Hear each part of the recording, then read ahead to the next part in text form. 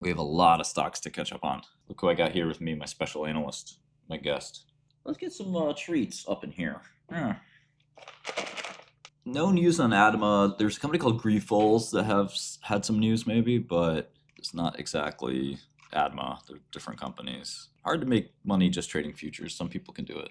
Those are like the super traders. SMCI is up a lot. ADMA, yeah, so ADMA's a buy. MSCI, not SMCI. CABA. Didn't we learn our lesson from Sava? CABA, Sava. Why are all these companies the same ticker? ADMA's just like a solid, well-run company that is growing fast. So it's nothing too complicated there. Well, if you think it's priced fairly, then don't buy it. I still believe the SMCI special committee. Yeah, I'm glad you guys made some money on SMCI. It's probably time to go home on SMCI. It's a really opaque situation. I don't really exactly know what's going on. JANUX data? Oh, yeah, we should look at that. Thanks, JS. Yeah, AVXL is a really situation. I don't know that you have to go out and short it today, but it's definitely a drug that does not work,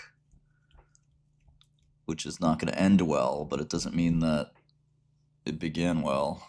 I kind of like Grail. I don't know if CHEGG is still along. I'm not that comfortable recommending it just because I don't know management, and it's like at the low price it was like you didn't need to know management, but at this price it's up like 50% since we talked about it. Yeah, you know, I just not that comfortable. DJT 35 calls. How long am I gonna stay short DJT until the market makes me insolvent? No, I don't know. Rocket Lab went down. I sold some on Friday, I think, so I just get very lucky with this one. It's kind of a very weird company, and I don't know that space like at all. Oh yeah, XRP. I'm gonna short XRP. APLT, I did not. I got in after. I just shorted some after the news. GSK is like the pharma that never. It's like the worst pharma. Maybe finally a buy. I don't know. I made this somewhat quantitative trading thing for you guys, so I'm going to release that so you guys can have your own Renaissance technologies at home. Okay, it may not be that good, and the idea is that you just trade the relationships, I guess. So this would be like somewhat of an outlier here, for example, that you would go long Amgen and short Novo Nordisk. I think it's pretty close. Yeah, it looks like I have to create some liquidity here, so I'm just gonna trim some positions a little. Order partially filled. Oh boy. Order filled. This guy's back. So theoretically, I could short Novo Nordisk. Let me just do it a small amount. Oh, really isn't unhappy with me here. You could just short the stock. We don't do CFD in America. Yeah, I mean, I'm less bullish on CHEGG after it's gone up a ton. You know, no point in being too bullish on it. There's no short case. There's no great short case for Novo. This is a quantitative trade. So the quantitative thing likes the idea of shorting Novo. How little can I go here? It's a quantitative trade, so it's not a fundamental trade. So it would be short Novo, long Amgen, just because of the mean reversion. So that's this program I made, and I'm going to release it to you guys free of charge. Same idea with Lilly. So you would short Lilly, go long Amgen. Long Sanofi, short Lilly. This is the sort of tool that just does it's sort of a mean reversion tool. I think you get the picture. You'll have all the math in the tool here. You log normalized prices, compare them against their past. Pretty simple. But it's nice, and it tends to work, which is the most important thing. But you see the excess liquidity is high, so it's like just got plenty of liquidity. But yeah, see, just keeps crying. DJT is Truth Social. When was the last time you used Truth Social? You don't post on Truth Social? You don't know anybody that posts on Truth Social? I mean, there's nothing wrong with the president. You know, I prefer Trump to Kamala, but to Harris. But that's their business. That's the business. Truth Social. I don't know if news has to precipitate decline in the market. That's a false assumption. It's not always true. Sometimes will precipitate a decline, but not always. AVXL is a scam. The JEGG does not work. There's no FDA deadline for HUMA, unless you know more about the FDA than I do. Yeah, XRP is good short. Order filled.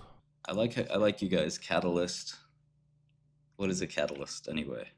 Order filled. There we go. Okay, finally it works. Okay, so we're short Novo in a very small amount, and then we're going to go long Amgen in a very small amount. That's because the machine told us to. We don't care what these companies even do. Order partially filled. Right? We're just going to try to Order filled. look at the separation between these two companies. Let me short more of this just so I can balance it. It should be a 1-to-1 ratio. Yeah, the binary event thing is kind of my jam. But anyway, let's look at some more stocks because I've been out of practice. Okay, GALT. Let's take a look at GALT. I don't even have it on here. I think it's Galectin. Okay, so whenever I look at any stock, I try to look at the price, shares, market cap, cash, debt, and enterprise value. 6 things that you got to look at for any company. Sometimes this is called capital structure. Okay, so it's a $3 stock with 63 million shares outstanding, so that makes it 181 million market cap. Okay, how much cash does this company have? First question I always want to ask. They have 27 million. How much debt does this company have? They actually have debt, which for development stage biotech you don't really want. Oh my gosh, they have a lot of debt. So adjusting for the net cash they have negative 80 million in cash. So the enterprise value is 258 million. What's a Alexion Helix? I've never heard of that. Yeah, I think AVXL is a short. I just don't know when. They have Series A 12% convertible stock. That's interesting. It's 12.2. It is 12.2. My bad. Thank you for mentioning that. Okay, so Galectin Therapeutics, Galectin Science. Who is this guy? Richard Uihlein? Anybody know him? Okay, super rich dude. Uline. All the drug companies are the same. Every drug company is the same business model. Try to make drugs. Try to get them approved. This is almost certainly 0. Pectins can't be therapeutic. But let's look at the data, I guess. I gotta get that. I gotta look at that again. I'm running around like a chicken with his head cut off. Yeah, Uline looks like he's basically funding the company. I don't think the Anavex drug works. I think it's kind of a scam company. So let me show you guys some of the Anavex data. This is like Cassava part 2. So I want you to look at this chart and tell me what's wrong with it. Anybody come up with an answer? Let me know. Maybe I can reward you in chat. You guys see it? Ah, good question, Cheesy. It's a little more subtle than anything you guys are talking about. Placebo's not better, no. No, BS Cat, no. So the point is that the drug is supposed to work through this like rapidly acting mechanism, and it doesn't separate until 48 weeks. There's a lot of problems with this data, but the actual problem that people aren't talking about is that it's not statistically different until 48 weeks. So up to 36 weeks, it's sort of the same. The sigma 1 is not real. No, there's nothing about sigma 1 that this is related to this drug. This drug is just a muscarinic. It's a pretty straightforward problem. Muscarinics should separate right away. And then if you look at the patient participants, I don't know how more people got added back in the study at 48 weeks, which is probably enough to separate it. Yeah, I don't think so, William. The sigma's sort of... I don't think this drug has anything to do with sigma. And the patient numbers here are very, very weird. So it's not just that the study failed, which is important. It's that the drug doesn't work. Those are two very sort of different things. Because the study cannot not succeed, and there's a no, Frantic, you didn't nail it. So quiet. Nobody nailed it. Yeah, see, the problem is, William, like, this is exactly what the Cassava people said. They looked at bad data. They were like, well, if this is what's happening, then maybe this, that's just not good. When you have to tie yourself in knots to explain something, that's really not what you want to be doing. The drug should just start working. It shouldn't magically start working at between 36 and 48 weeks. And then if you look at 36 and 48, the number of patients should go down because people drop out over time in clinical trials. This is like actually impossible for them to like rejoin. That's just not how clinical trials work. Once you're out, you're out. You can't go back in the trial. So something very weird about this whole thing. And everything looks normal while the study's failing. And then here, when the study starts working, I think just small biotech companies have a desire, need to sort of put their data in the best light. No BS, Cat. I know a lot about this. You cannot gain study participants over time. You can only lose them. I've seen 10,000 of these. Don't tell me what's normal and what isn't. No, you can't. Once you miss assessment, you're out of the trial. I'm shorted now. This is AVXL. They have cash. They got plenty of cash. No one actually invests in this company other than retail. Everyone thinks it's a scam. Nobody likes the CEO. See, retail never gets to meet management. If you met management, in this company, you'd run away. I'm not sure when it's going to go down, but it's going to go down at some point. But again, I'm not ready to tell you to drop everything and short it just yet. We'll wait for that. Yeah, crappy data. The pattern is pretty clear on these. Crappy data is just crappy data, and companies spin it, and some people believe it because they don't know the space, and they want to convince themselves that they're right. And it doesn't happen that often. It's when a company really has to, like, they got everything lying on one drug, one asset, and they don't want to admit failure, and they want to always look at it through the best lens. But the problem is that eventually just blows up on you. All right, we're gonna finish this GALT, John Galt. Looking in on our pairs trade, both sides are losing. It's not what you want. So we are going to double this. Let's double this pair trade. So we've got $11,000 whopping amount long Amgen, and a little less than that, 10,000 short Novo. So we'll see how that goes. Ladder attack strategy, exactly. Yeah, the funniest thing about AVXL is this really old drug that's off patent, and they're not willing to file in the US, which is really sad and scary. It's going to be down 90% someday. It's just a question of when. But yeah, I'm pretty excited about the AVXL short. It could, at some point, get to the point of Cassava. I mostly know pharma and software secondarily, but pharma is my number one kind of knowledge. I spent my whole life looking at drugs. It's not so much a report. The data's kind of out. The data's out for the drug.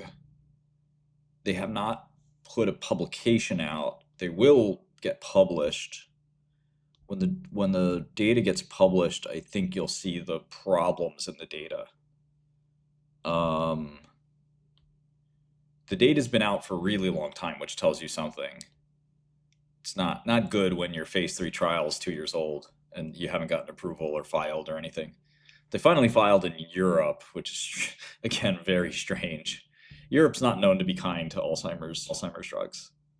For example, they said no to the donanemab, for example. So anyway, let's look at GALT and see how this company does, what this company does. Yeah, it's sort of a Hail Mary. Everything's on GitHub, yeah. This is another really low quality company. Yeah, I hear you. ADAS-Cog is sort of the standard. They really failed the functional endpoint in a huge way. Cassava had phase 3 clinical trial data that did not work. This is a very confusing company that doesn't really have any real data. This is Galectin. Oh, this is an infusion? They don't even have an oral? Oh man, this thing's a dog. This is a good short too. Although there was a change here in portal pressure. I just don't know if this is relevant. I don't think it is. It's basically within placebo. Well, it's not so much about NASH. There could always be more drugs for NASH. The question is, does it work at all? If something doesn't work at all, you could just short. HUMA's dropping a bit. I wonder if the FDA decision is leaking or something. Who knows? I'm always in the back of my mind worried about those types of things. I mean, ADAS-Cog is really good for measuring how fast somebody's cognition is declining, which is kind of the job of Alzheimer's, right? ARIA, I mean, it doesn't have any ARIA because the drug doesn't do anything. So that's like saying, oh, I love drugs that are placebos because they're not dangerous. Doesn't really make sense. Yeah, if it doesn't do anything, it's not a benefit that it's safe because it's supposed to be safe, if that makes sense. Yeah, I like farming. I don't know CADL. Let me put the stock name on here since everybody's asking. This data's not that bad. I just don't know if I want an IV carbohydrate. It's not so bad. It's called belapectin. This data, I mean, I'm very suspicious that this drug could be useful, but oh, this is a subgroup. Okay, this is a subgroup. Okay, yeah, it's probably a 0. Never mind. Okay, so I'll call it quits on galectin for now.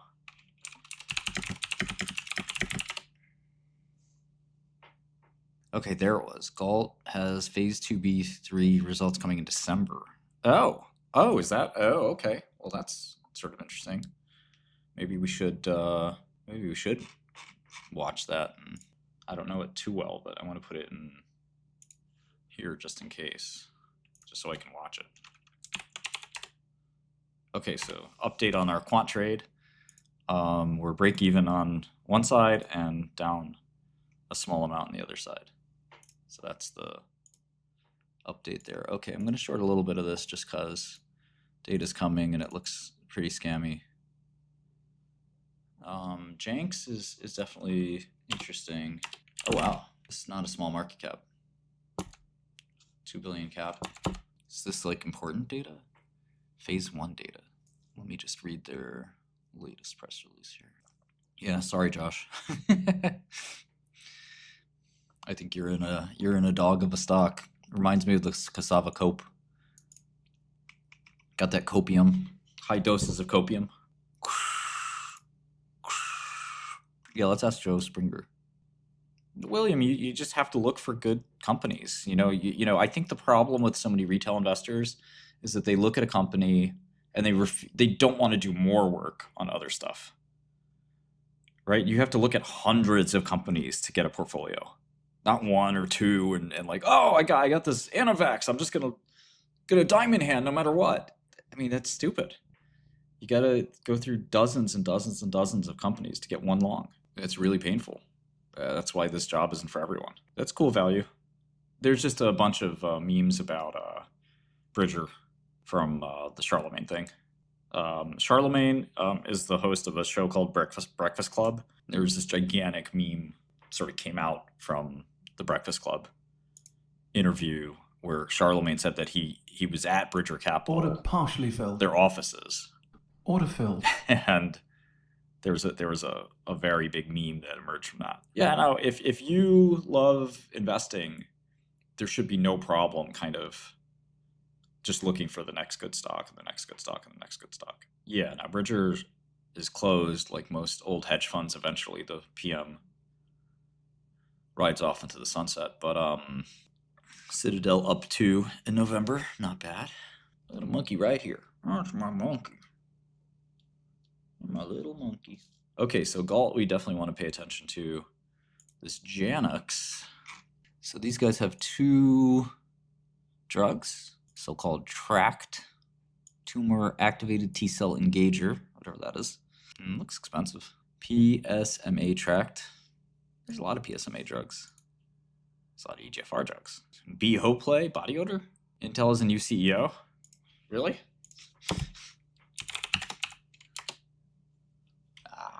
Nice. Interim co-CEOs. They definitely got fired. That's why he got fired. You know, you don't just disappear. Nothing wrong with the Bible, but there's something wrong with declining earnings. BlackRock's a big shareholder of every company, but I do want to look at Nurix. Yeah, I want to look at Stella again too. Stellantis. Okay, so GALT data coming up. That'll be interesting. JANUX, definitely going to be interesting. All right, let's see. So Galectin.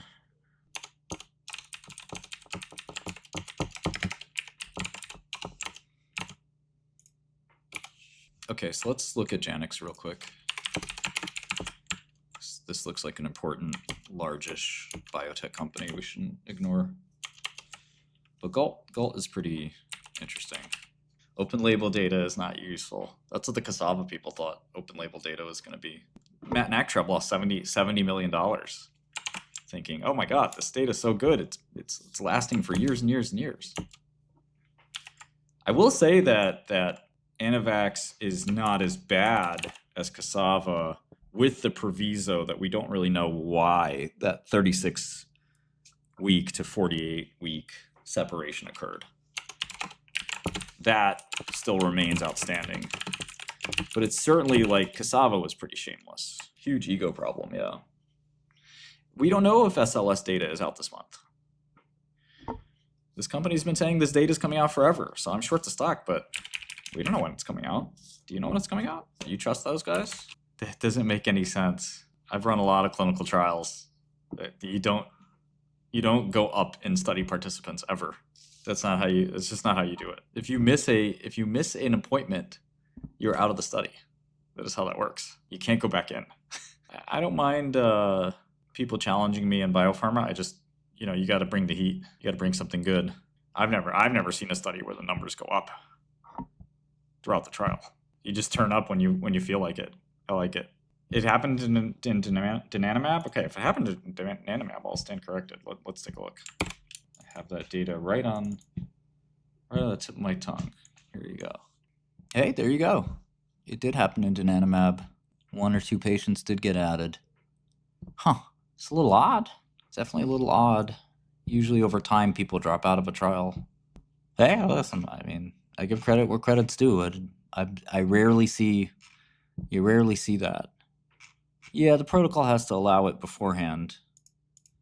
But generally, if you miss a study visit, you are LOCF'd out. It's still a very bizarre thing for it to not work at any time point until the 48-week data.